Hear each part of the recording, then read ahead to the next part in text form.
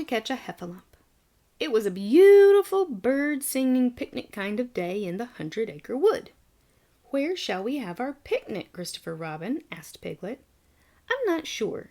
We'll stop when we find a good picnic spot," answered Christopher Robin. "Oh, let's stop here," declared Pooh. "How do you know this is a good picnic spot?" wondered Christopher Robin. "My tummy says that it's time to stop for lunch, and our lunch is in the picnic basket, so I think this must be a good spot for a picnic." "Silly old bear," laughed Christopher Robin.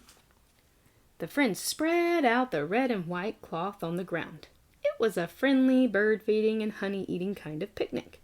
"You know," Christopher Robin said, pointing, "I thought I saw a heffalump right over there." "A heffalump?" said Piglet. "Where?" Piglet was not quite sure what a heffalump was, but Piglet thought it sounded like a very large animal. "It's not there now," said Christopher Robin. "I thought I saw one yesterday. I wish I had caught it. Then I could have shown it to you." "That would have been nice," Pooh said. When they had finished their lunch, Christopher Robin had to go home. Christopher Robin waved. "Goodbye, Pooh. Goodbye, Piglet." "Goodbye," called Pooh and Piglet as they waved back. The two friends packed up their picnic things. "That was fun, wasn't it, Pooh?" asked Piglet. "It was very nice of Christopher Robin to bring the picnic," Pooh agreed. "Perhaps we could do something nice to thank him," Pooh said. "What a good idea, Pooh! What should we do?" wondered Piglet. Pooh thought for a moment. "I know! We shall catch a heffalump for Christopher Robin!" Pooh shouted happily. "A heffalump?" Piglet asked nervously. "Isn't that awfully dangerous, Pooh?" "Perhaps," Pooh replied. "Heffalumps are clever animals, I think. We need a clever plan." So the two friends sat down to think of a clever plan. "Think, think, think," said Pooh, tapping his head.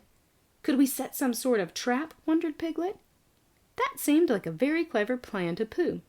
But what sort of trap? He stood up and began to draw in the dirt. "We could dig a deep hole," Pooh said, "and the heffalump would fall into the hole." "Where would we dig the hole?" Piglet asked. "Exactly where the heffalump would fall into it," Pooh answered. He drew a picture of the hole under a tree. "Won't the heffalump see the hole?" asked Piglet. "They are very clever animals. At least I think they're clever." "No," answered Pooh. "The heffalump will be looking up so he won't see himself fall down." Piglet smiled. "Yes," he said, "that is a very good plan. Heffalumps are always looking up." Piglet did not really know if heffalumps always looked up or not, but he thought they did. One problem still remained. How would they lure the heffalump to the hole? "I know," said Piglet excitedly. "Heffalumps are very large, so they must eat a lot of food." Piglet drew a heffalump in the dirt to show Pooh how big it was, or at least how big he thought it was. "Maybe it would come to the hole if there was food," said Piglet. "But what food do heffalumps like, Pooh?" Piglet turned around to find that Pooh had fallen asleep. All this heffalump talk had tired out the bear's little brain. "Pooh," said Piglet. "Yes," said Pooh sleepily. "What do you think a heffalump likes to eat?" Piglet asked. Pooh thought of the only food he ever thought of. "Honey," he replied. "Yes," Piglet said excitedly. "That is a good idea. Heffalumps like honey." At least he thought they did. "Hooray!" Piglet cried. "We have a clever plan." So they decided that Pooh would go home to get a pot of honey. Meanwhile, Piglet would get a shovel to dig the hole. When Pooh got home, he opened his cupboard. "This pot is far too heavy to carry," he said. So Pooh decided to remove some of the honey, and since he did not have anywhere to put the honey, he put it in his mouth. The honey pot was still heavy, so as he walked along, Pooh ate some more. Then he ate some more again, and again, and again. As Pooh walked to meet Piglet, the pot felt much lighter, but for some reason his stomach felt heavier. When Pooh arrived, Piglet had nearly finished digging the hole. "Did you bring the honey?" Piglet asked. "Yes," answered Pooh. Pooh handed the honey pot to Piglet, and together they placed it in the hole. The trap was all set. It was getting late. Pooh and Piglet decided to meet at their trap in the morning. Then they would see if they had caught a heffalump. "Good night, Pooh," said Piglet. "Good night, Piglet," said Pooh. Later that night, Pooh woke up with a rumbling in his tummy. It could only mean one thing. He was hungry. So Pooh went to his cupboard for a pot of honey. But when he looked inside, his last pot was empty. Where had all his honey gone? "Oh, bother," Pooh said. Suddenly he remembered. He had left a pot of honey in the Heffalump trap. "Heffalumps like honey," said Pooh. "It will probably eat the whole pot." At least he thought it would. Pooh could not fall asleep. His empty tummy gave him strange thoughts.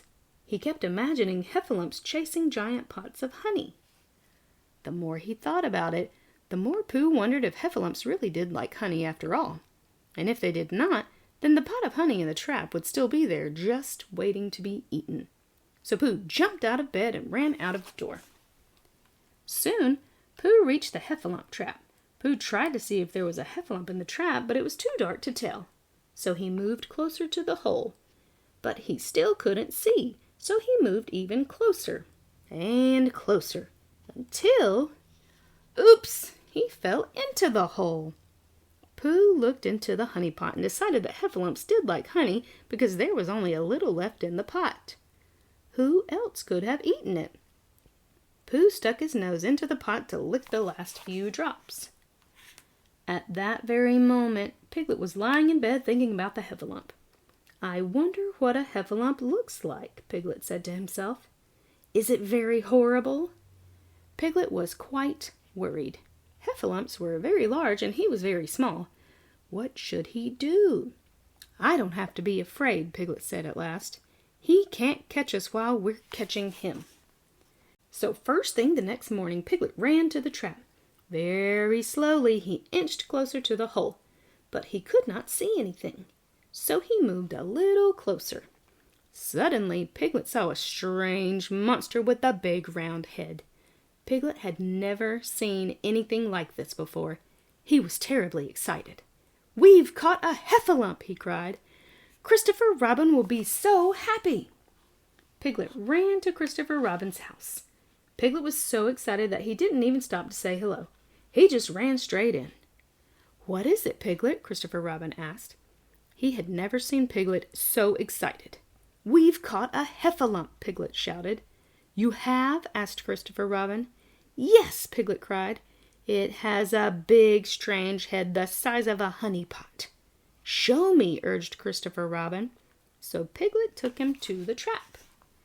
Christopher Robin walked right up to the edge of the trap and looked in. Piglet stayed safely behind him. "Oh dear!" cried Piglet. "Can you see it? Can you?" "Yes, I can, Piglet," answered Christopher Robin.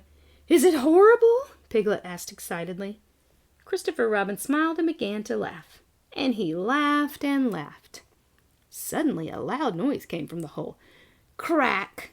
Piglet looked down, and what did he see? Pooh! Piglet had thought it was a Heffalump, but it was really Pooh with a honey pot stuck on his head. Later that day, Christopher Robin, Pooh, and Piglet had another picnic in the woods.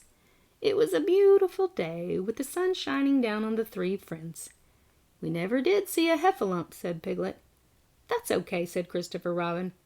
"Heffalumps are rather shy anyway." "Yes," agreed Pooh. "Besides, I had no honey for it, and Heffalumps love honey. At least I think they do." Christopher Robin laughed. "Silly old bear," he said. "I love you both so much."